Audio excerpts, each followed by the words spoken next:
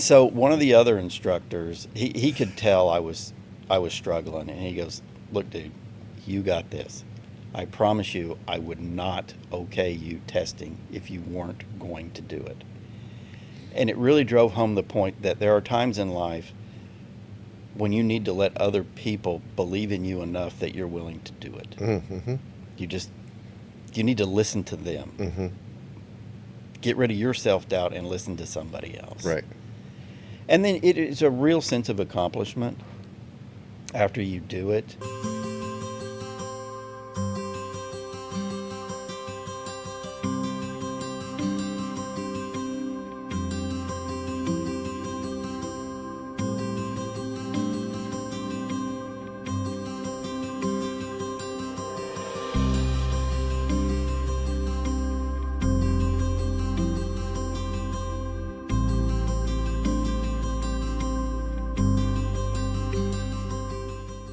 Hey everybody, welcome back and appreciate you being a part of our community, our kind of cadre here. And today we're going to get into this. We're going to learn some about Scott today. My guest today calls himself an average guy who's lived a great life.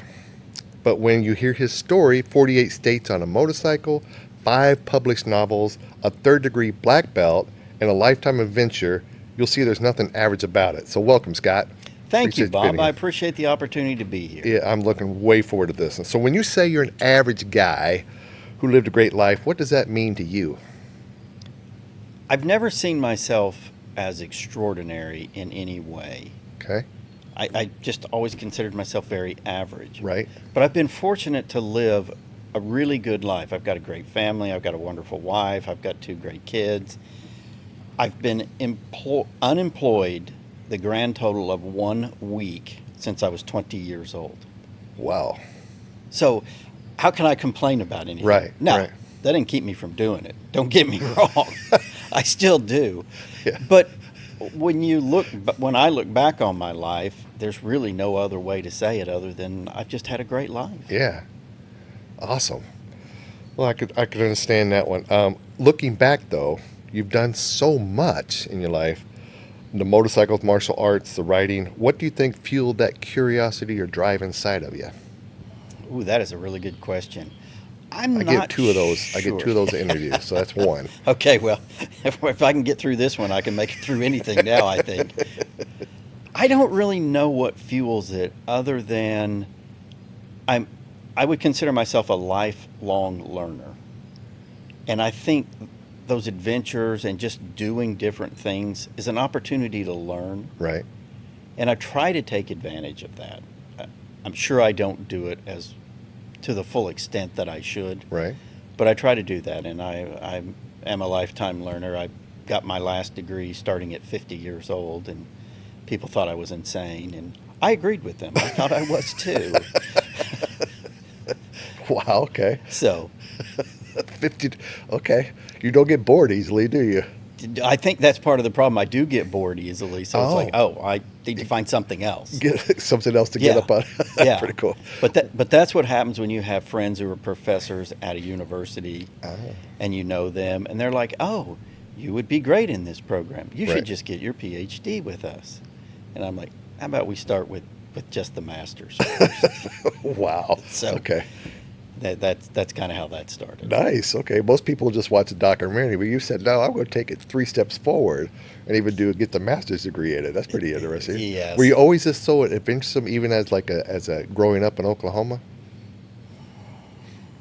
Yes, I think sort of.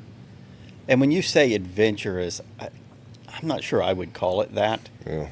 I don't know. I would Because personally. to me, an adventurer is like somebody who climbs mountains and stuff like that. And Yeah, but I'm after we just- get into what all you've done, it seems like a kind of adventure to me. Well, Yeah. okay, I like your definition. So Thank you. You Take are it, run with it. This is your show, Okay. so I will concede All to right, you. thank you so much. Okay.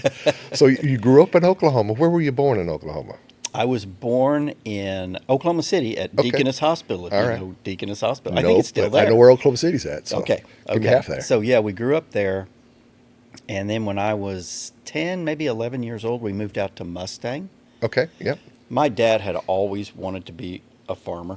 I didn't find this out till much later in life. I mean, he, like most people his age, he grew up on a farm. Right. And much later in life, my mom said, "Oh yeah, your dad always wanted to be a farmer, but he realized he could not possibly take care of a family that way. It was going to be too hard, so he became an engineer. Mm-hmm.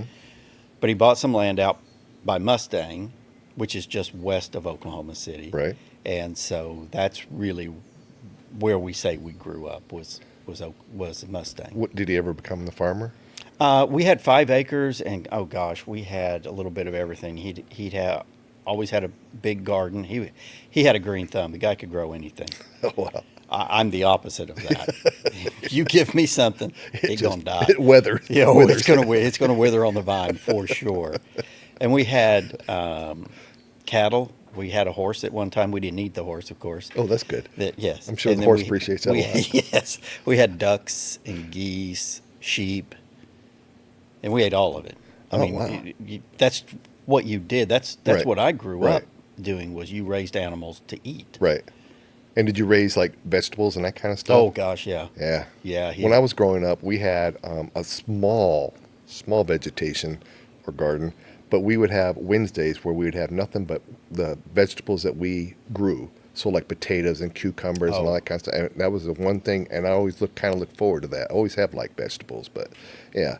So your dad, where did your dad and mom meet then? They both grew up in Perry, Oklahoma. Okay.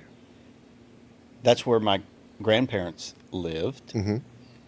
They were, I don't know that they were quite childhood sweethearts, but they dated in high school. Okay. And then my dad went to the Air Force. His older brother went to the Navy because my grandfather couldn't possibly afford to put them through school. Right. Right. Right. So that's what everybody did. You do your 4 years, then you go on your GI Right, Bill. right. And that's what my dad and my uncle both did. And then Dad moved several places. I know they lived in Maine at one point. The state. Yeah. Woo. And I don't remember a lot of stories, but I remember him telling a story one time. He said the snow was 42 inches tall on top of a fence post. Wow. And his battery would routinely freeze. That was the first time he'd ever learned you have to put a heater on the block of your engine Yeah. to keep it from freezing. Wow. That was an education real quick. It was an education. Especially growing up in Oklahoma. Yes, he had. Yeah. I mean, you get snow flurries Yeah, at yeah. that time, but Yeah. nothing like that. He didn't talk much about his time in the Air Force, but I remember one story he told. He was stationed in Thule, Greenland in the winter. I think he stationed there from December to June. He was an Air Force. He was a airplane mechanic. Okay. Worked on jet engines. All right. And the story I remember him telling was they always told us, do not get drunk and go outside and go to the bathroom because if you pass out, you will freeze to death in a matter of minutes. And he said at least monthly, some airmen would disregard those orders and they would find him in the morning frozen to death. Oh, wow. And I couldn't fathom that level Right. of cold until I spent a little time in like Colorado and stuff skiing. Right. Right. And it was like, oh yeah, now I can get it. Right. Now I understand it. But Greenland makes Maine look like a Havana or something like It that. does. It's Makes like, it look like the Bahamas. Yeah, it's like it's cold up in there. Oh, boy. Yeah, there's All a the reason it's time. called Greenland. Wink, wink. That's Yes, yeah. especially in the winter. Extremely cold. So did you grow up all your life in Oklahoma, like through high school and everything? Yes. And Mustang high school or Yep. Mustang High School. home of the Mustangs. Mustangs? What? I didn't see that coming. Yeah. Shocker. Shocking. What did you like about high school? Getting out. I was in the band. I enjoyed that. Like What most instrument? people, I had friends in high school, and you love that part. Right. As you get older, you realize how nice it was to not have to work and not be an adult. Right. But of course, when you're a kid, when you're a teenager, you're like, oh, I can't wait to be adult, and I'm going to do everything the way I want to do it. Oh yeah. Yeah. You're like, can I go back? Yeah, Would somebody please. adopt me and let me go back? Please feed me. Yeah, Yes. Yeah. Let me go to Yes. bed at whatever. That adulting thing. Yeah. Not all it's cracked up No, to be. no. But you sure look forward to it though when you were You a do. little kid. You do. Did you used to dream a lot when you were like in high school and that kind of stuff? Yes, but I can't say I had any specific dreams. Okay. Like I never had a dream to be an author. Right. I just never did. Right. Um, I used to, my high school class, English class, which I could tell I'm really good at, not. And they had a window that would face I-44, which is the big one that came in from Joplin into Yes. Tulsa, and I would sit there and daydream all the time about where are those people going, where's their life leading them to? Are they going all the way to St. Louis, or that kind of stuff, or all the way to Denver? That kind of stuff in my head. And I always would my dreams were about what they were doing. I always wanted to know what those people were doing all the time, that kind of stuff. So, anyway, it sounds like. So, did you have any brothers or sisters? yes, I have. I'm the baby of the family, so Okay. clearly I'm the best. Yes, duh. Just not really a It's written in the contest, Bible is it? somewhere. Yeah. Somewhere it's in there. It's got to.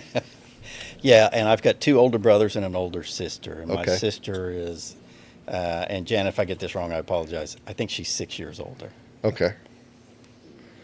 Maybe 5. No, 6. Let's go with 6. Okay, we'll go with 6. And if I get a phone call, I'm calling you up. So we'll That's just. fine. She's pretty cool about it. Yeah, okay. I think if I make her a year younger, she won't be mad. If Oh. I make her a year older than she is, Incoming. that might warrant a phone call. Okay. But they all live in the Mustang Yukon area, Okay. and I'm the only one that doesn't. Right. Did you get along with them all pretty well? We did. We always got along well. My mother was the one that kept everybody together. Come over for Sunday dinner and stuff. Even after we had graduated high school and college and had families and stuff, she tried to keep us together. That's kind of cool. And then when she passed in '05, my sister kind of took up the mantle, but I was in Texas. My brother, I think, was in Chicago. He might have been in Portland. I can't remember exactly where he was at that point. Right. He's lived more places than any of the rest of us. Okay. My sister, I don't think she's ever lived out of Oklahoma, and my other brother, Mark, I don't think he's ever lived out of Oklahoma. Not for any length of time. Right. And then Kelly's moved around some with different jobs. Right. So What? And so, when did you leave Oklahoma? I think if I When I remember was- correctly, half your life you spent in Oklahoma. that's right. Half of When it I was here. 30 years old. Okay. Yes, So then you came to Texas. I did. So those are the only two places you live, Texas and Oklahoma, or Yes, that's the only Okay. places we've lived. So if we need to look for a warrant or anything, that's the two places. That would be can the look- place to start. That would be a great place. All right. So speaking of traveling, 48. This is fascinating to me. 48 states on a motorcycle. Yes. Now I'm going to think this is just me taking observation that Alaska and Hawaii are off that grid, or Well, Hawaii for sure. It's really, really tough to drive a motorcycle right. to Hawaii. You got to really want to. You have got to really want it. Yeah. And have some really solid finance and Yes. get a private boat to Yeah. take you over there. Yeah. And I always thought I wanted to do Alaska, Mm-hmm. but I don't know that I do anymore. It can be hard on your body, Right. riding that kind of distance. Right. And I just don't have the stamina that I used to. Now- And I don't have the desire like I used to either. I understand that. Would these be trips, or like a day trip, or a weekend trip, or like would you take weeks and go? You know what? To this week we're going to go to the Northwest and. Yeah, it probably took a series of 5 different trips to get all 48. Wow. The local stuff, pretty easy, right? Yeah. Texas, Oklahoma, Louisiana, Right. New Mexico, Right. Arkansas, pretty easy stuff. But the company I was working with at the time would let me go to conferences. Mm-hmm. And so one of the conferences was in Chicago. So I was like, oh, well, I'll just ride my motorcycle up to Chicago and then take a couple of weeks, ride through most of the Northeast and then down. And I had planned to do all the Northeast and the Southeast, and that just didn't work. It was too much. Right. And then I did another big one. It was in Denver, so I rode to Denver, and then most of the western states. Right. And states like California and Maine and Michigan, technically I was in them, Right. but that was about it. Right. It was like, let me just make this little hook around Yeah. here through Touch it, coming then- down through yeah. Oregon. Right. I'll slide over enough just to say I was in California. Right. And it was the same with Maine. I was in Vermont and New Hampshire, and so it's like bebop up to Maine. Oh, I made it. Right. Because it's really a long way from the base of Maine up to the top of Maine. Oh, yeah. Which is where I really wanted to go. Right. But it was like, that's another day or two Right. of hard riding. So, yeah. So some of the states, technically I was at, Michigan was the same way. Oh, yeah. It was just enough to bounce up into Michigan and down, Right. and then head out towards. What made you New want to do England. that? Well, I've always loved riding motorcycles. Okay. When did that start? That's a really fun story. When I was 18, my oldest brother Kelly was riding. He was living maybe in McAllister, Okay. and he had come home. He was right in between jobs. No, I think he was moving to McAllister. And he had a motorcycle, and he parked it by the side of the house, and he said, if you ever need it, just take it, because he had a car too, and he was gone. I was working on this old truck, and I needed to go to town for some parts, and I was like, let me take that. And the minute I got on it, I hadn't been on it 2 minutes going down the road, and I was like, oh, this is for me. Ah, This is for me. yeah. And so right after that, I turned 18 that summer. I was going to school locally, and I convinced my dad to let me get a motorcycle because it would be cheaper on gas. Mm-hmm.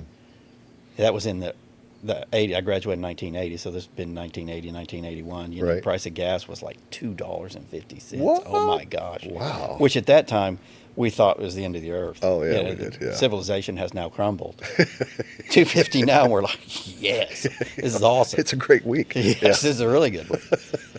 So, and I just fell in love with it. What inspired you, though, to drive? I mean, I want to do a lot of stuff, but there's got to be an inspiration to do it, to do all 48 states. It so. really starts a little bit at a time, right? Kind of like eating an elephant, one bite at a time. Right. So you do a little bit, you go around Texas, and Texas is huge. Oh, yeah. So you do a little bit of Texas, and you're like, well, that was fun. I wonder I bet I could do New Mexico, maybe Arizona. Right. And so you just start going, and then you start seeing all these different places, and you just fall in love with Is there any unforgettable moments that you had, good, bad, or ugly, or dangerous? it. I've had a number of people ask me, you rode all that by yourself? And I'm still to this day, I'm surprised by that question. Like, why wouldn't you? Right. Why would you think that you had to have someone with you? Right. And I had zero problems. So, shout out to Honda Goldwings. They are fantastic bikes. Yeah, they are. So, If you want to be a sponsor, let us know. exactly, Honda.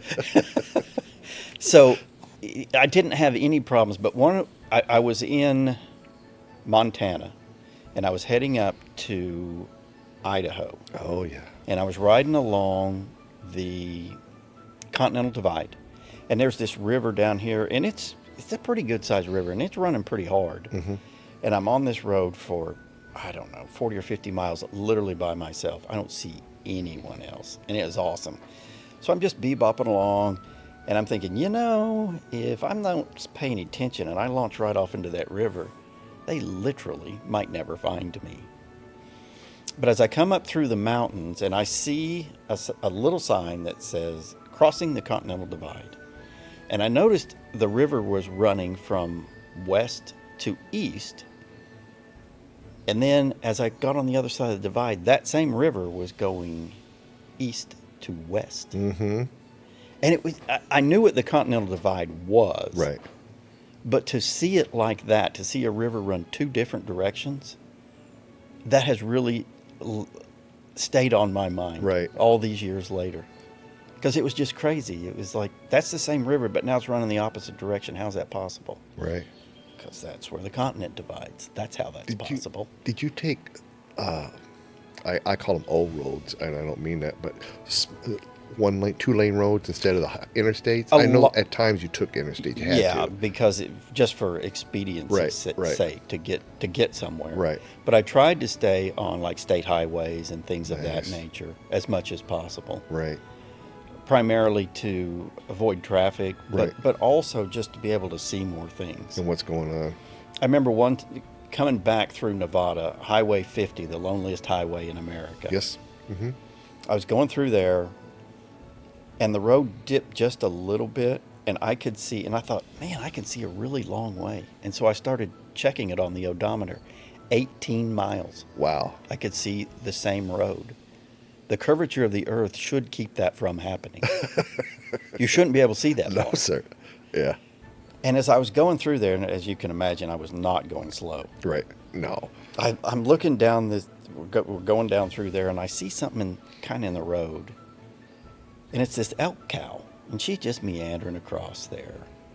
And so I start slowing down and she stopped in the middle of the road. And I misjudged my speed, and I passed her at about 30 miles an hour, and I literally missed her Whoa. rear end by that much. Whoa. And I was like, yeah, I think I was going faster than I Yeah. thought. Yeah. And I think you would have lost that battle. Oh, that would have ended tragically. Very much so. Very tragically. We would not be here today talking There's about. also an Air Force base out there that sits way to the south off that road. Mm-hmm. And I don't know what that is. I had talked with a friend who was career Air Force, and he said, I'm not really sure what that is out there, but he says, I think that's where they house some B-2s. Oh. Because you can't see anything except what is clearly a control tower. Right. And it's miles down through there. And you're like, nobody has an airport out here. I mean, there's not 6 people in, 100 square Right. miles. And it's like, the Air Force has got something going on out Right. here. In Nevada, is that one of those places we don't talk about? I think it's one. That's, yeah. We keep that on the down low. Yes. The first rule of this Air Force base is we don't talk about this Air Force base.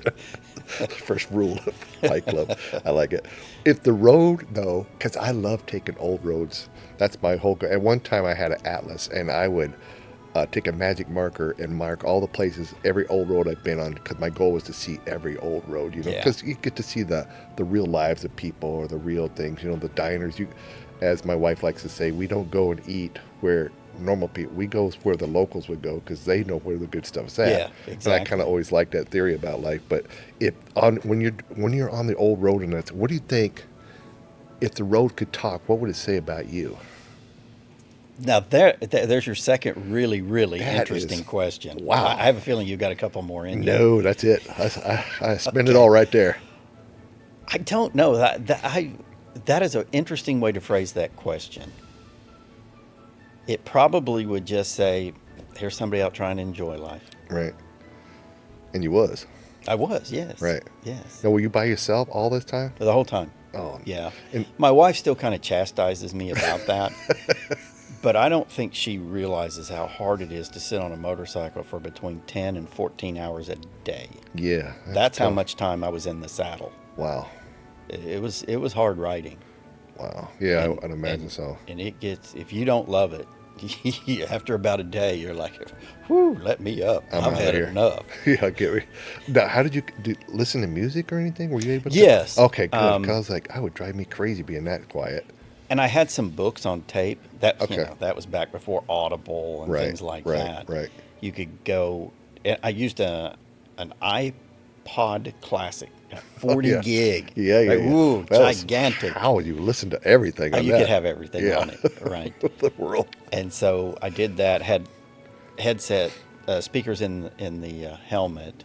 Now I use the wireless earbuds that are also noise canceling, and oh my gosh, those Oh, are the wow. greatest things ever. Awesome. When was the last time you went out on the road? Last week going to work, Okay. maybe. No, this is Tuesday. It would But be what the about last an week. adventure? Like when was the last Oh, time? that's been years. Years? Okay. Yeah, I will go out some on the weekend and just ride around for an hour or so, Yeah, just to get it. which is enough. Stay in shape. Yes, you realize how out of shape how out of bike riding shape you are.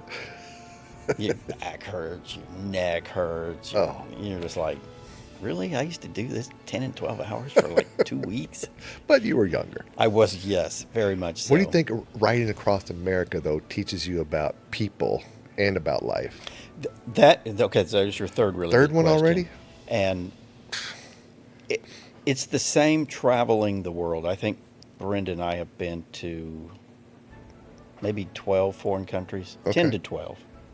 Not You on fi- motorcycles. No. Okay, no. good. You find out people around the world all exactly the same. Yeah. And I put this in one of my books, the 5 things that people need, right? The Right. first one is opportunity. Okay. The second one is, and then I'm not going to remember them now, is respect. Right.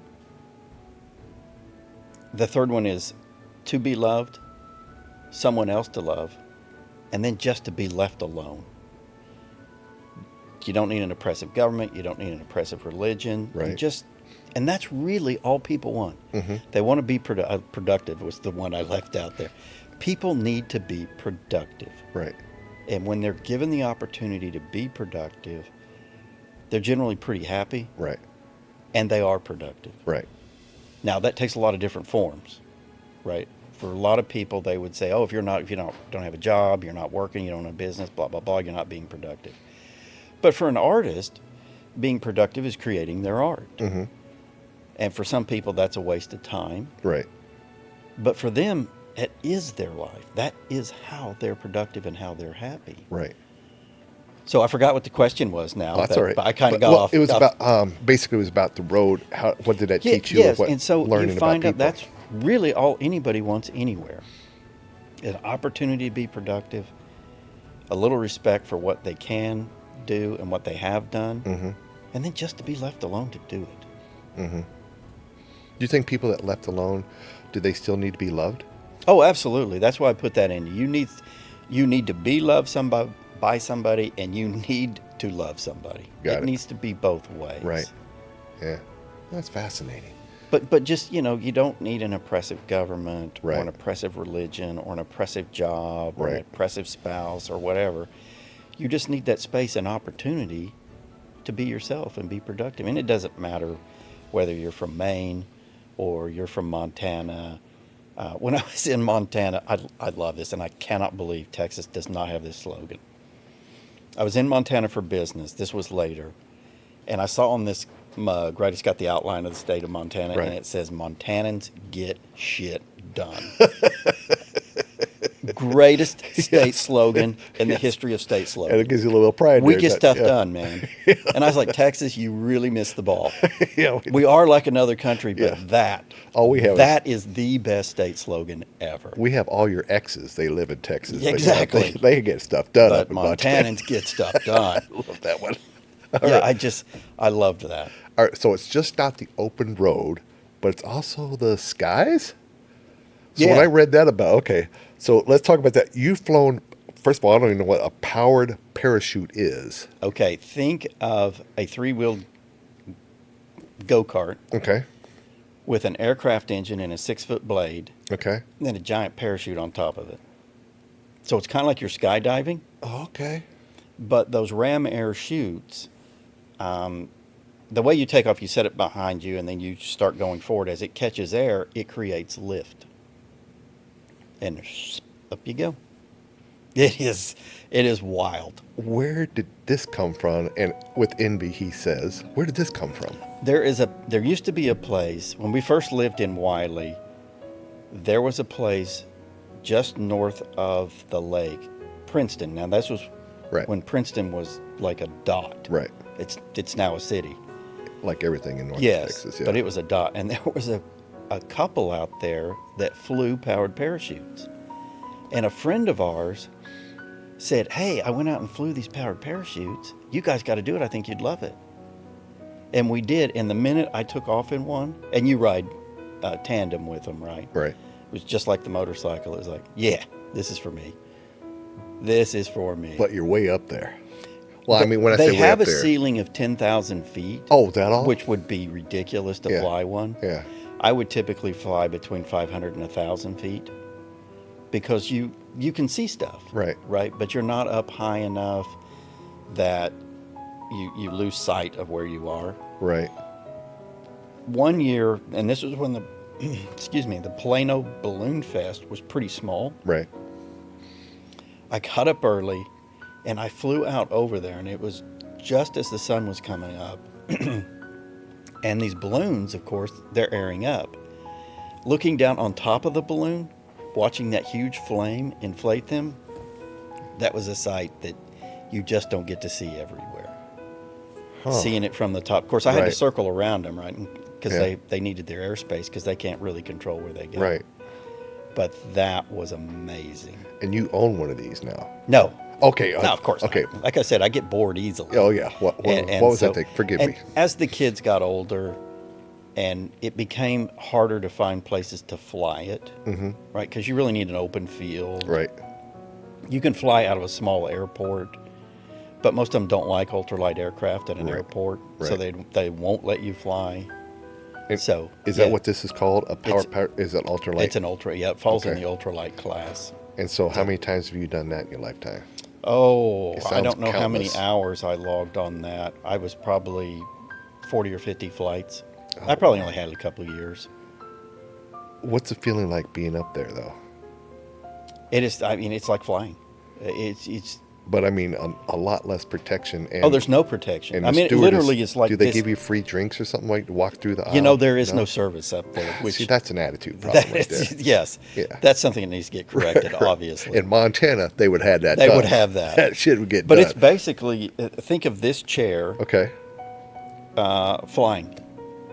That's about how much protection you have around it. You don't even have the armrest, so it's basically a seat. And as you look out, I mean, there's a seat belt, right, which is to keep you from looking over the edge and tumbling out. Oof. Yeah, it's really amazing, and it's awesome to come down, just kind of float down, and then give it a little gas, and up you go, and you're just kind of like a slow moving roller coaster. See, you get to see stuff up there that you can't see with a motorcycle, but yet on a motorcycle you can see stuff that you can't see in a car. Yes, Wow. yeah, That's fascinating. it is. They're really cool. Did you ever have a close call?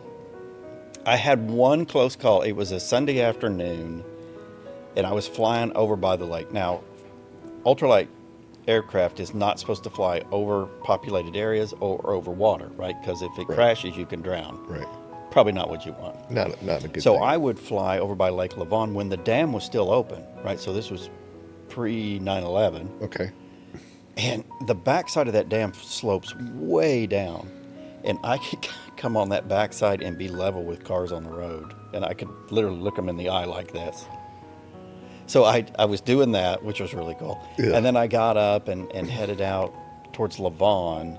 And as I was coming back, the wind got up. Now, these are extremely susceptible to wind.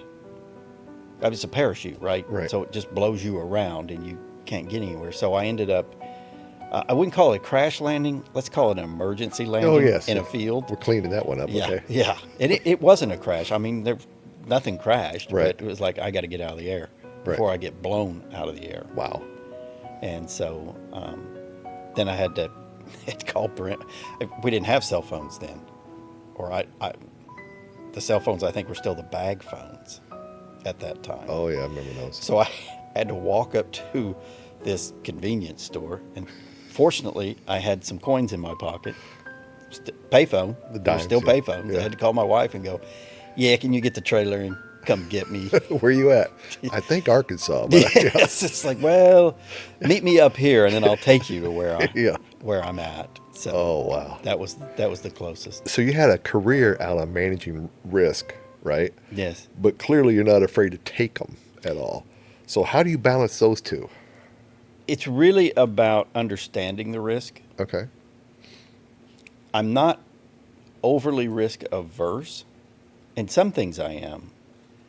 But when you delve into it and you look at, okay, this is a manageable risk, this is a controllable risk for the most part, right? I mean, flying, there's a certain element to flying that Right.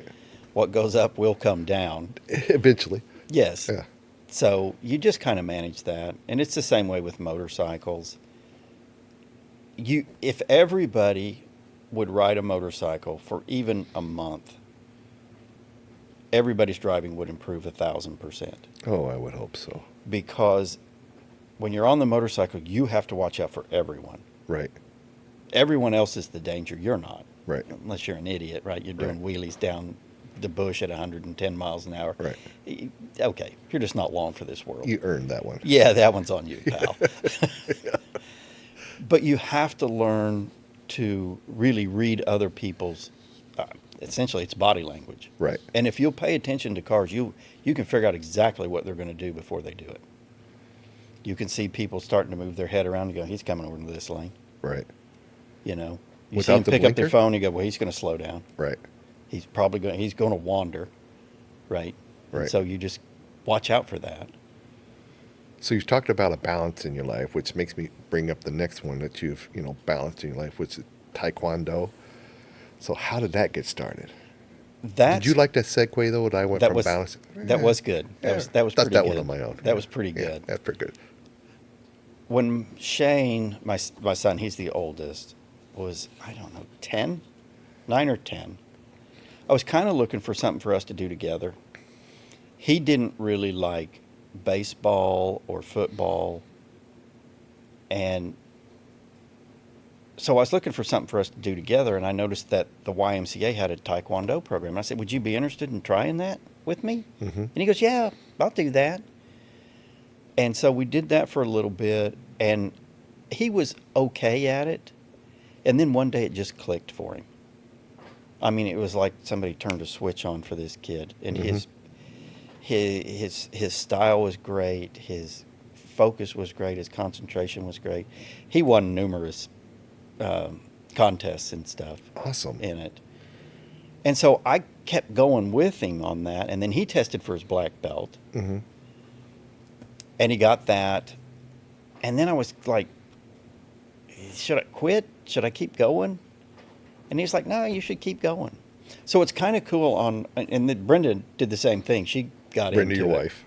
Yes. Okay. Our daughter Rachel did not, although she would go to every single class that we went to. Right. And I think she knew as much or more about it than any of us just from watching. Right. But on my black belt certificate, it has my son's name, and he was 15 at the time. Oh wow. So that's kind of cool. Yeah. It's on That's awesome. Brenda and mine both. That's kind of a cool way of doing it, though. That's kind of a family moment. But It you was. said you were like, one belt, 1 degree, boring. 2 degree, boring. Let's go 3 degrees. How much is involved in that? I mean, that's a lot of. Is that a lot of work? It is a lot of work. That's what I was thinking. Yeah, my wife will tell you every time we had a child, I went and got another degree. But we only have 2 kids. Okay. But that's like Overachiever. As I was talking about, my friends at Texas A&M who were all professors were Right. like, "Oh, you should do this. This fits right in with what you do. Blah blah blah. It'll be fun. We have a cohort that meets in Austin. You don't even have to come to the campus." Mm-hmm. And so I did, Right. and the cohort was fun, but it was a lot of work. Right. I almost didn't do it because they were like, "Well, you have to apply, right?" And I was like, "Apply? I know you. Yeah. How does that not work?" And they go, "No, you got to apply." Okay. And you got to gather up all your transcripts from every place and blah, blah, blah. And I almost didn't do it. And they're like, no, keep going. You know? Right. And that's just how it worked out. And like I say, I enjoy learning new things. Right. But I don't think I'm going to go any further. The difference between a master's and a doctorate is astronomical. Right. I mean, that level of work is just huge. And I Right. was like, yeah, I don't want it that bad. But when you say masters, are we talking about Taekwondo or is this? No, just a master's the master's degree from a university. I am from Oklahoma too, so you got to kind of figure this out for me a little bit there. Slow Sorry. down for me. I Slow down for confused me. you. Okay. I confused But, you. like that's really hard, right? Yeah. All right. So, but what does martial arts bring you in life outside of work, like in marriage? What has that taught you, like a work and marriage and the mindset? The main thing it taught me was do not spar with your wife. You will eventually hit her. Yes. You won't mean to, Uh huh. and you will hear about it. You will pay for that. Yes. Probably Now- still paying for that one. No, she was very good about Oh, that. good. And I honestly I tried to avoid sparring with her as much as possible. Right. And she did me too. Right. But it was fun to do together because you learn that together, and a couple of really good lessons. When it was time for our black belt, and I don't know that Brenda had any doubts that she was going to do it, but I had huge doubts that I could do it. Huge doubts. Wow. Okay. It didn't help that the lead instructor for like the 2 months leading up to the test was like, "I'm going to beat you to death. You're going to bleed." And he Wow. kind of gets that little smile like, "I'm kidding, but I'm not kidding. Yeah. I'm not really kidding I'm you." joking. Yeah, yeah, but not. And so one of the other instructors, he could tell I was struggling, and he goes, "Look, dude, you got this. I promise you, I would not okay you testing if you weren't going to do it." And it really drove home the point that there are times in life when you need to let other people believe in you enough that you're willing to do it. Mm-hmm. You need to listen to them. Mm-hmm. Get rid of your self-doubt and listen to somebody else. Right. And then it is a real sense of accomplishment after you do it. I can't say that I, feel like I'm the toughest guy on the planet or Right. anything, but you do kind of feel like, okay, if we were in a restaurant or, out on the street and things broke bad, I could probably do okay. Right. I could probably keep Handle us from myself. getting killed. That, or at least get up in an airplane that kind of, Yes. scoots over, or motorcycle real quick. You can do that one real quick. So nothing at home though. Nothing like, hey, I thought I told you to do the dishes, and then you and the wife kind of. Yeah, no. No, good. No. Could you When lose- we were still doing that every now and then,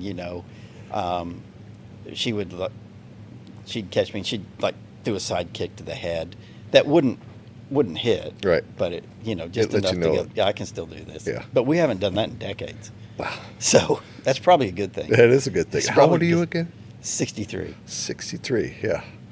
Wow. And Yeah, I I have don't- trouble I getting can't up even- using their bathroom at I night. can't but even yeah. tell you the last time I threw a side kick. So, Oh, good. you know. Or need to. But yes. But in Yes, case. Yes. In case you need to. Yeah, the You're need ready to to go. part.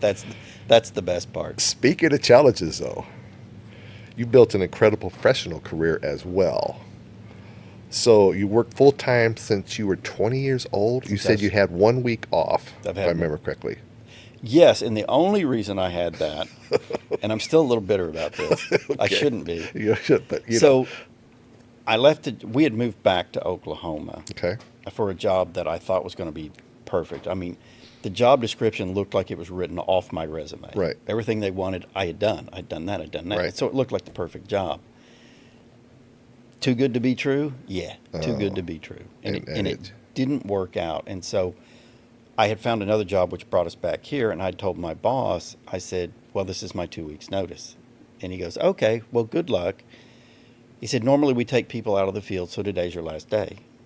And I was like, okay, so you're still going to pay me for the 2 weeks, right? And he goes, no, today's your last day. Oh, And I went, so you're firing me for resigning? He goes, well, call it what you want, but today's your last day. So that was the only time I've ever been without a job when I wanted one, which is Right. always. So that's Right. the only time I've been unemployed unintentionally. And it wasn't a big deal. I mean, Right. it was Well. a week or two, but it was annoying that he fired me because I resigned. Right. I mean, that's like something out of the movies, you know. right. So, But you've been doing this, so 43 years in what we call corporate America. mhm. What's the biggest change you've seen in that time? Leadership. Leadership? Yeah. How so? Lack of. Lack of? Yes. My brother and I have conversations about this somewhat routinely. He got out of corporate leadership. He was like a senior VP at one point. Mm-hmm. And what passes for leadership in corporations now is just awful, Right. in my opinion, in most places. And so he became a consultant. He's like, I'm not working for anybody else again in my life. Right.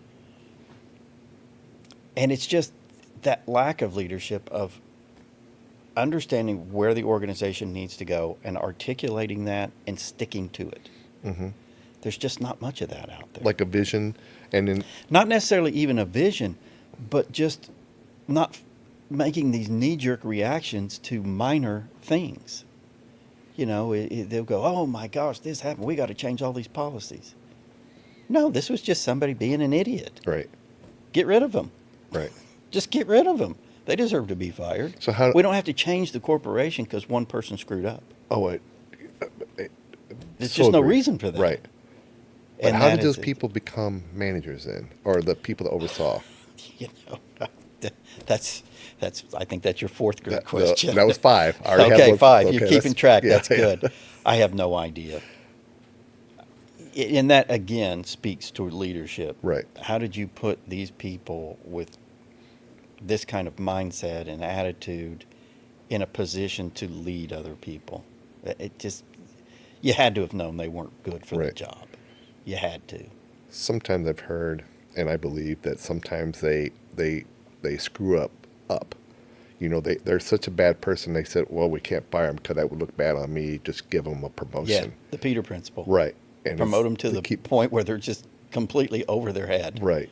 And I see that a lot. Oh, I've seen that a lot in the Yes. corporate world too. And Yes. there's been some good people, but there's also been some really good people that got passed over Absolutely. and got frustrated and said, either that, I'll start my own, or I'm just going to get completely out of this. That probably is the catalyst for more people starting their own business than anything else. Right. Was seeing a company make horrible leadership decisions and going, a blind man can see this was a bad idea. Right. And they're like, no, Moss, I'm just going to go do my own thing. Mm-hmm. So in that respect, good, right? Mm-hmm. But for everybody else that's left, not so good. Right. Right. So as a risk manager, which I kind of got to know what that one is right there, what lesson of your profession that also applies to life?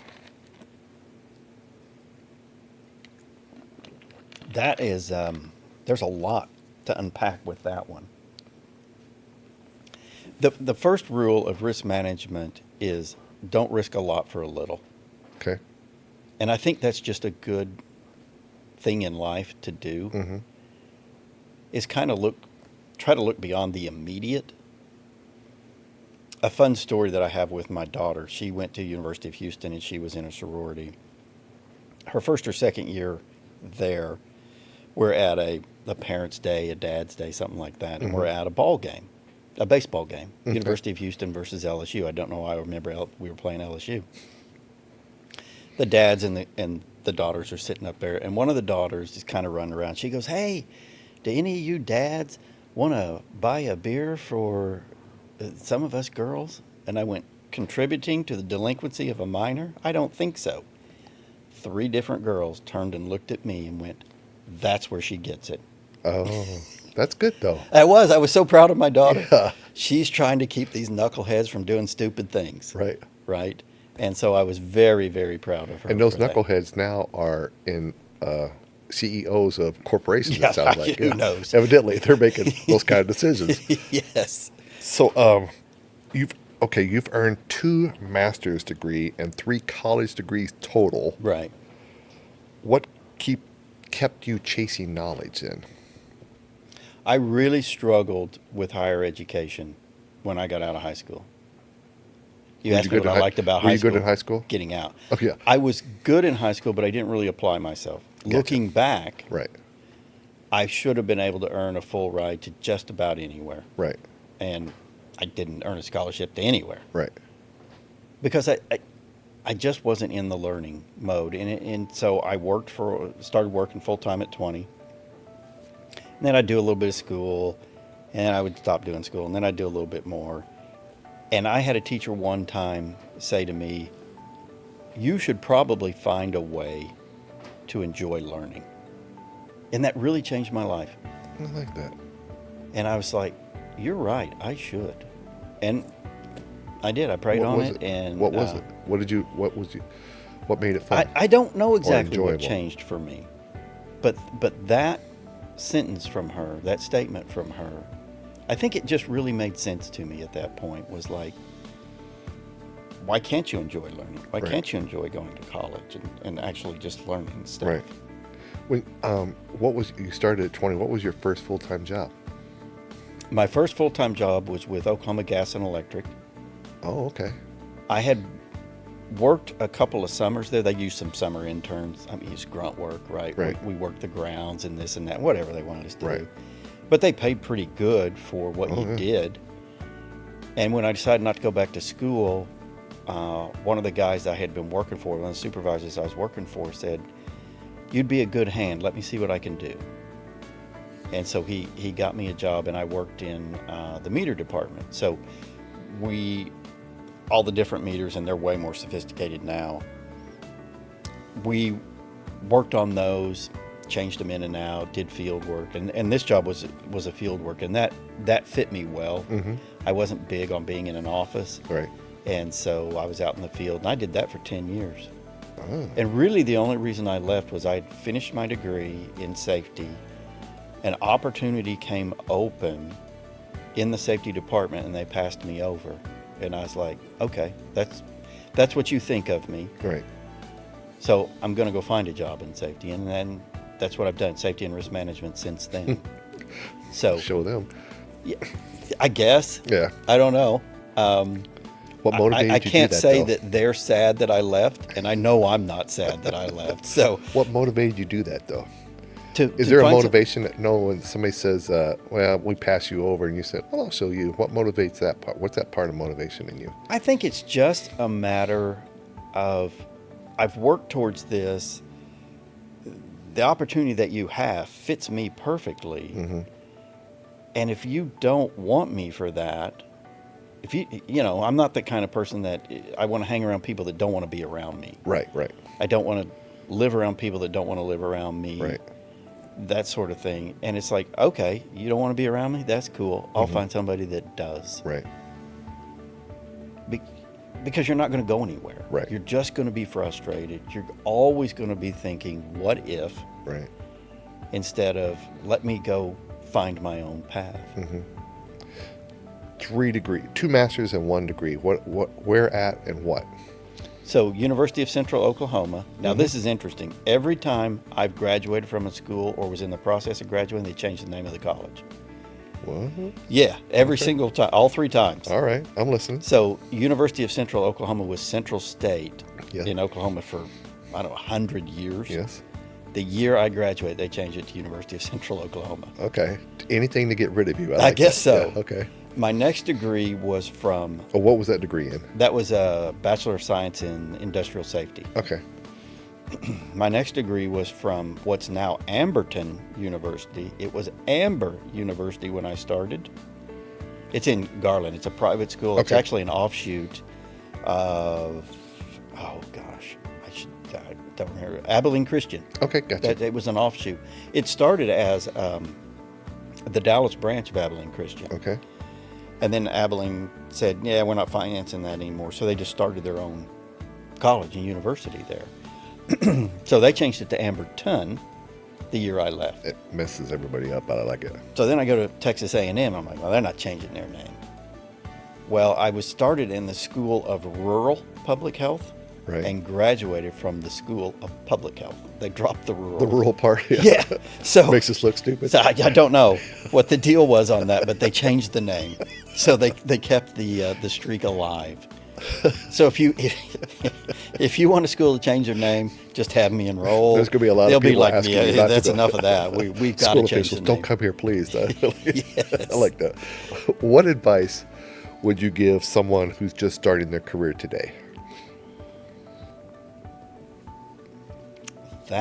There's a lot to unpack on that too. Was that number 6 almost? At least That was close? That was I at like least this. number Yes, 6. yes.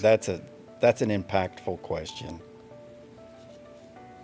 I think the advice maybe that I would give is, in fact, I had this conversation with a guy today. He was trying to decide whether he wanted to stay with the company he was with or leave. Right. And I said, first of all, don't feel bad about leaving, because I promise you, the minute they don't want you anymore, they'll cut you loose and never look back. Right. Make that a two-way street. But at the same time, learn all you can while you're there. Mm-hmm. Try to be a good employee. I've had employees that were fantastic risk managers, but they were atrocious employees.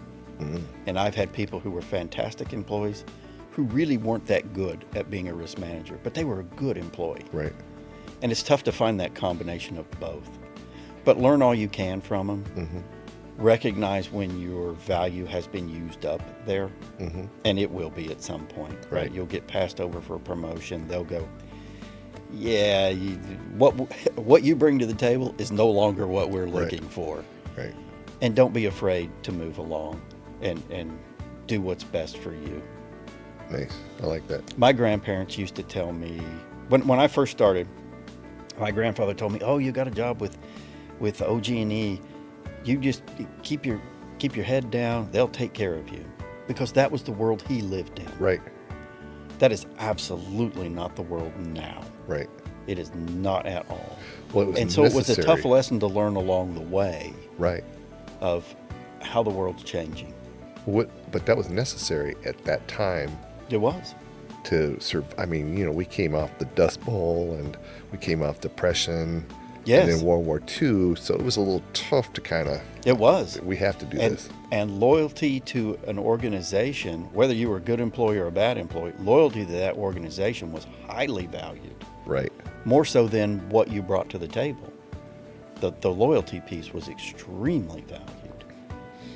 Agreed. I would say overvalued, right? There's some people that I would agree that with you, organizations have kept on. Very much so. That were like, they have far outlived their usefulness here. Give them the opportunity to be better somewhere else. Right. Because they're not going to be any good here. Right. I agree with Not you. necessarily their fault, right? Might be just the way things went. What is a risk manager? That's somebody who manages risk. Look at you. Here. You can tell I went to Oklahoma Wesleyan. What we do, and it's really, really broad. I mean, it is really broad. So if you're in the finance world and you're a risk manager, it's extremely different than what I do. So if somebody in the finance world that manages risk really looks at financial risk only. Can somebody pay back a loan? Is this a good direction for us to go? Is lending money to this type of clientele, that sort of thing? How much can we expect to not get back in these loans or investments or whatever? Mm-hmm. In general, a risk manager is somebody who, first of all, identifies risk, analyzes risk, controls risk, finances risk, and then manages the process. Those are the 5 steps in the risk management process. So what I do, I work for an insurance company. The company I work for now writes primarily commercial auto insurance. So I work with our insureds to manage their fleets better, do employee vetting well, right? Because not everybody's cracked up to drive well. Mm-hmm. And you may have, and this is a problem that small businesses run into. They might have a guy who's a fantastic welder or HVAC mechanic or plumber, but he's an atrocious driver. Right. And he's killing you on insurance, right? Your rates keep going up, and that's going to continue, and eventually you will become uninsurable. Decide how much you love this guy. Is he worth all of that, or is it worth hiring an apprentice to drive him around so that you can keep his skill set, but get him out from behind the wheel? Right. Because he's a disaster. Right. He's going to kill somebody eventually. Right. So that's kind of what we do. We help them identify, analyze, and control their risk. Wow. That's been okay. So Does that help at all? Yeah, very much so. Okay, good. Yeah. So you have this business side to you, and beyond all that, but you also have a creative side. So how did we get to writing 5 books? It's kind of like eating an elephant. Eating an elephant one at a time. You've got to write that All right, first one. but yeah, okay, you got to do the first. You've got to do the first one. I've been going by a mantra that don't be afraid of being a beginner. You know, that is a really and it's just great like, okay, mantra. I'm going to do it, and let's just jump in the middle of it, and don't be afraid of, because there's being afraid of things can really limit you on a lot of things you want to try, but you're afraid of looking foolish or looking stupid or getting hurt. Oh yeah. And it sounds like you are never afraid about being No, a that's beginner. not true. I'm afraid of doing a lot of different things. Doesn't sound like it. But fear has probably retarded more careers than anything. Right. It has held more people back because they were afraid to try, afraid to look bad. Right. Honestly, afraid to fail. Right. Which is kind of how I came up with my pen name. I didn't want to fail under my name. Okay. If I failed under a fake name, No one would know you. exactly. Right. The downside of that Risk is management. when you've spent an entire career with one name and then you get this other part of it with another name, Mm-hmm. it's tough to marry those because nobody knows who this other person is. Right. So my pen name is Sloan McQuiston. McQuiston is my mother's maiden name. Oh, okay, okay. And she was a writer. When she, in high school, and then when she got out of high school, she didn't go to college because my dad was in the Air Force and they were going to get married. She worked for the local newspapers. And sometimes she would write for them, sometimes she'd do copy editing, Right. sometimes, just, that's when local newspapers were big. Right. Oh, Every yeah. town had Yeah. a local paper. And everybody read it. And everybody read it. Right. Yes. So that's kind of in honor of her. Well, that's kind of nice. And then Sloan obviously is my dad's last name, so Right. I took that as a first step. Put But an E on the end it's of a it. cool sounding first name if you really work at it. It Yeah. You know, it kind of is now. Yeah. In fact, some friends of ours, their daughter adopted a child, an infant, and they named her Sloan. That's Then I was like, nice. well, clearly that was for me. Oh, evidently. Although I've never met them, so it's probably not. No. But Maybe they read about your motorcycle activities. it may be was where it so. was. Okay.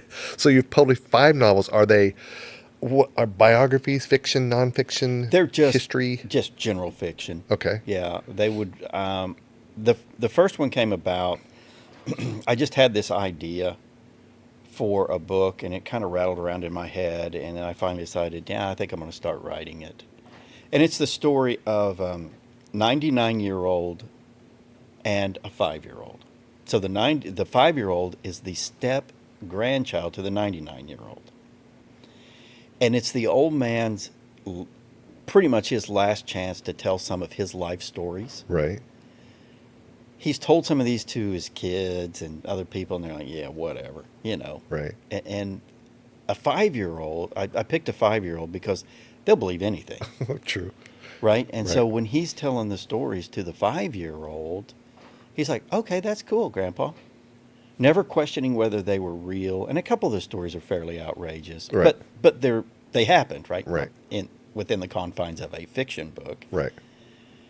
And so that was the idea. And as I began to write it, boy, the story just poured out. Yeah. And so I wrote it and finished it. About halfway through, I gave it to Brenda.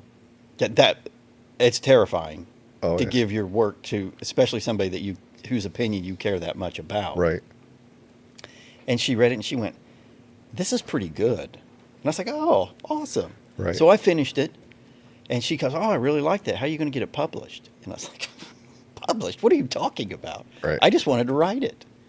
And she goes, "No, we got to get it published."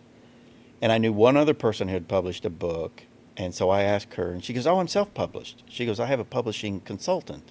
They can take you through the whole process." So that's what I did. And Sloan. And after you write one, right, there's 3 books in that series about Nigel, the 5-year-old, and Steve, the 99-year-old. Nice. So there's 3 in that, and it kind of takes you through the 5-year-old's life a little bit. I like that. And I don't read fiction, but that sounds awesome. Well,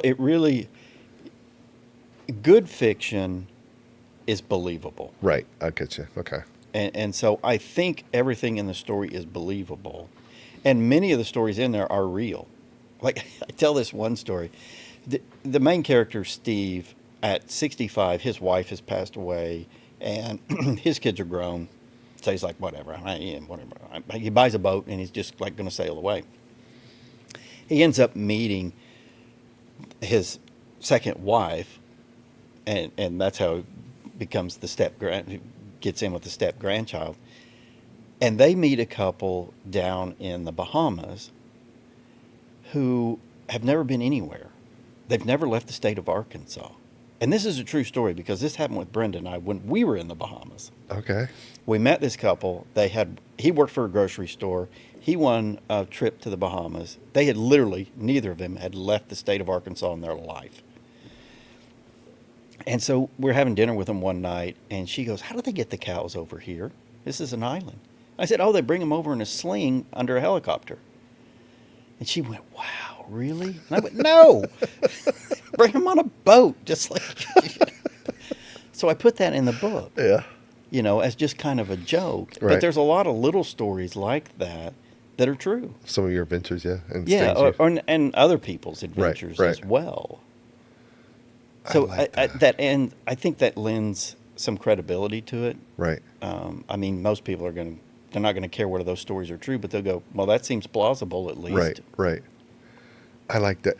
I mean, when I started my vision of this channel, and was to be able to tell those stories like a 99-year-old would tell that no one wanted to hear or didn't know about. Yeah. And that was my goal of this. Is I wanted to hear the stories of people, ordinary people that turned out to have extraordinary lives, and that's what was exciting to me, is to go, okay, tell us your story, because then it's set. Okay, it's on YouTube or wherever it's at, Instagram. It's there for grandkids down the road. Yeah. Hey, you want to hear about your grandpa? You want to hear about your grandma? Here, what's it? And that's why I love doing what I get to do. Plus, I get to learn, talk about people and that kind of stuff. But you wrote 5. I did. It's the first one's the hard Were they one. easier after They do that? get easier. Okay. They do get easier. All right. You kind of learn your process, Right. and you get feedback from other people, and so that helps. And when I finished that first one, I felt there was more to the story, Right. which made the second one easier to do. And then when I finished that one, I was like, I'm kind of tired of writing this.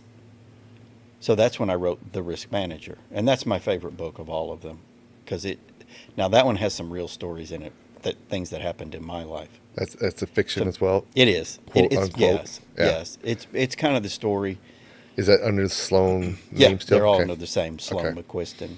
But that's the story of a guy who does exactly what I do, a loss control consultant, and he gets his dream job in Austin, Texas, which we lived in Austin for 17 years. And Right. so there's a number of places that I reference in the book that are real. And it's if you've lived in the area or traveled there, you would know some of these places.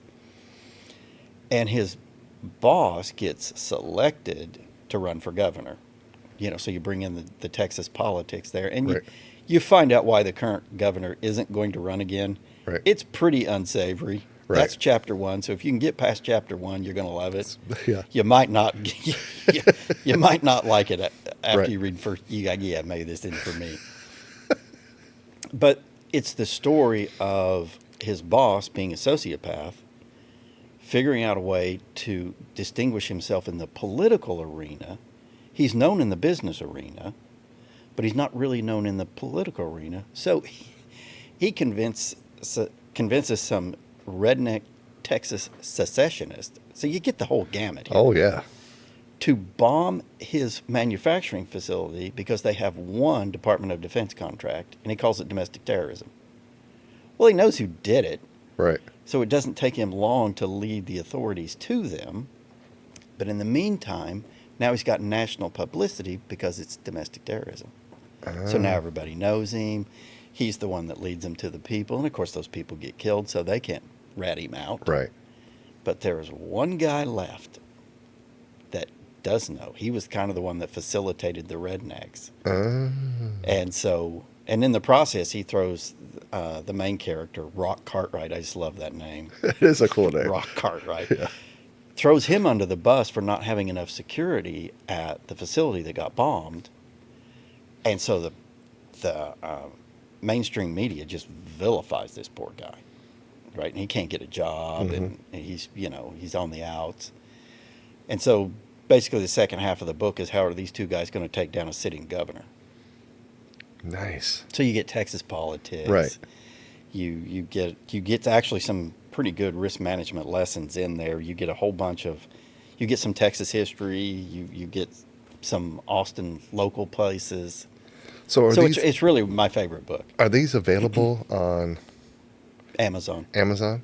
All right. Yeah. So we'll put the links on the description here. Oh, awesome. That kind of stuff to read it. But the first book's title is The Drop Off. The Drop Off. Okay. Because the kid gets dropped off. Got Yes. it. All right.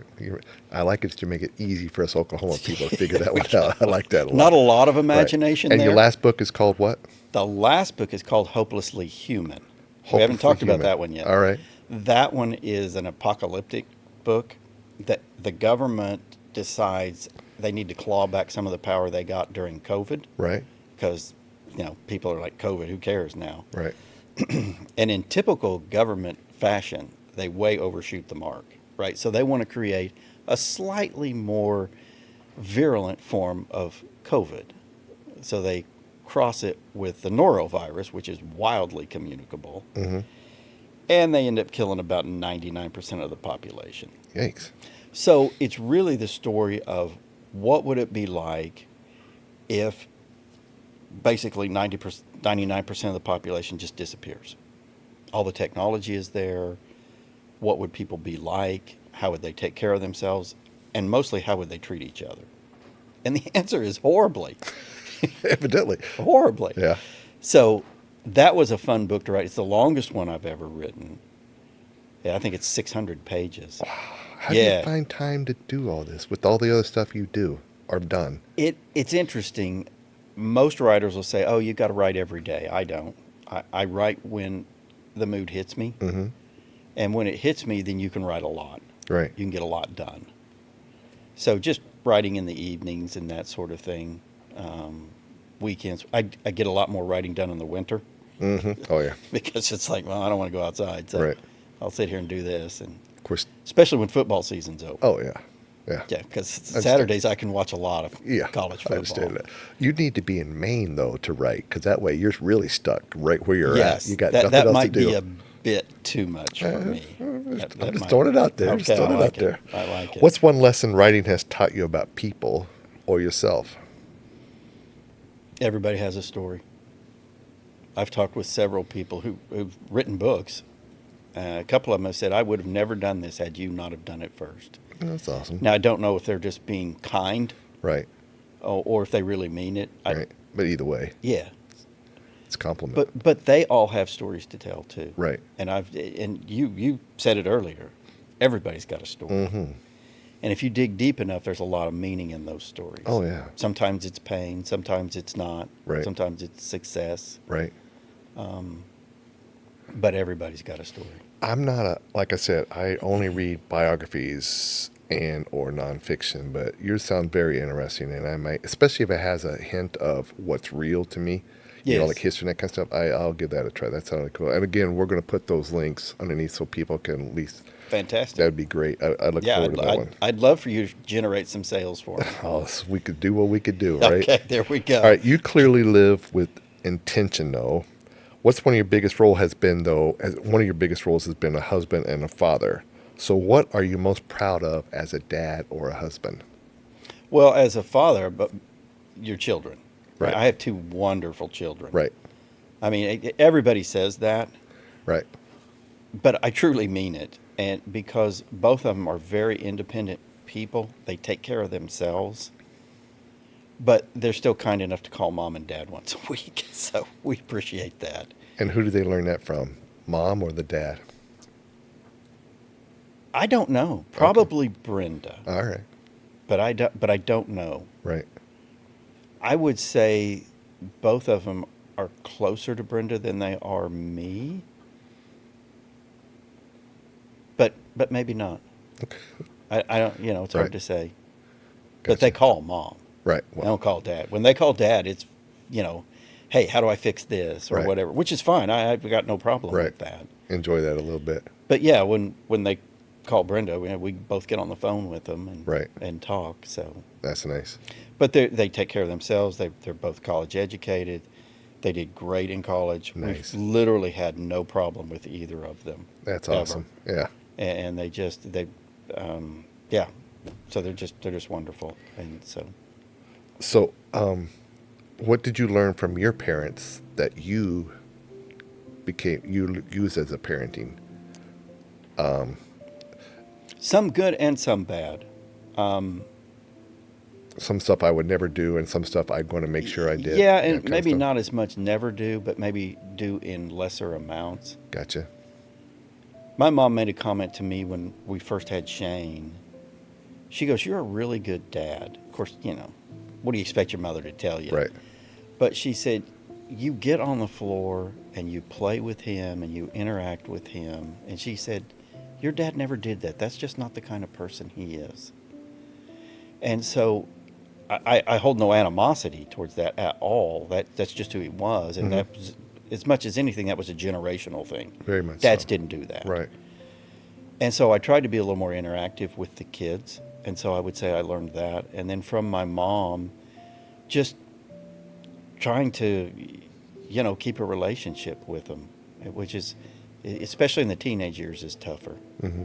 It was easier for me to have a relationship with Rachel when she was a teenager than it was with Shane. Mm-hmm. But Shane had a really good relationship with Brenda, and Rachel's was probably a little better with mine. But, teenage Right. girls and their moms are going butt heads, just like Oh. teenage boys and their dads. Very much so. Because I remember Shane asking one time, he's 15, 16, and now he's second or third degree black belt at this point. Okay. And he goes, "Hey, Dad, the guys want to get together and have a fight night. Can they have it at our house?" And I said, "Have you lost your mind?" Risk management, what? Yes. I said, "Absolutely not." And so he ends up having it at his buddy's house. And I was like, if his dad's okay with that, that's fine. But I'm not assuming that risk. This is not going to end well. Right. And so, Wasn't to but be. that's the kind of thing that as a dad, you realize that's just the stupidest idea you could come up with. Right. But as a 15-year-old, you're like, God, this sounds like fun. Yeah, this is a great idea. Yes. I'm sure Dad will go for it. Sure. Yeah. This is going to be a good time. What's Me and my idiot friends come over and destroy the home and each other. Somebody will be hospitalized. That shouldn't be a problem, should it? No big deal. Insurance goes up, but who cares? What's the big deal here? What's something your kids have taught you? Patience. My son is very patient, and he did not get that from me. Absolutely not. And my daughter really sticks up for herself. Oh. Shane does too, but I think it's easier for men to stick up for themselves than it is women, Right. especially young women. Right. And she does a really good job at that. That's awesome. All right, with all that you've done, I imagine the next chapter in your life has a few adventures waiting. So we're going to look at a couple of those if you don't mind. Hopefully. You said that you're still looking forward to the future. What's next on your horizon? I'm looking forward to retirement. I'm still a few years from it. Okay. And that's really a financial thing. Right, Right. right. Yep. There's a lot involved when you get retired. Kind of up there, but I know if you knew how long you were going to live, you'd know exactly when you could afford to retire. yep, true. The problem is you don't know, and so you have to plan to live to be 100 or 120. Right. Or at least 99 years old. I remember one time in college, he was a business professor, and he was talking about retirement. And he says, "I have enough money to I am planning to have enough money to last me till I'm 120." And I just laughed at him. I was like, "You're not going to live to 120." He goes, "Exactly." But I really understand what he means now. Right. Is you before you retire, you want to feel at least moderately comfortable that you've got enough to get you through, because having to find a job at 80 or 90, probably not a good idea. Right. I would not like that at all. Right. So Unless you're wearing a really cool blue vest with your name tag right there and you're welcoming people in the store. when it says wall Yeah. on this side Walmart, and Mart yeah, on yeah. this side. I think you got some career going there. Yeah. I'm sure your temperament would be great Yeah. with that kind. Now mine would not be good at all, but I understand. What's left on your bucket list? I don't really. I've never really had a bucket list. Oh, good.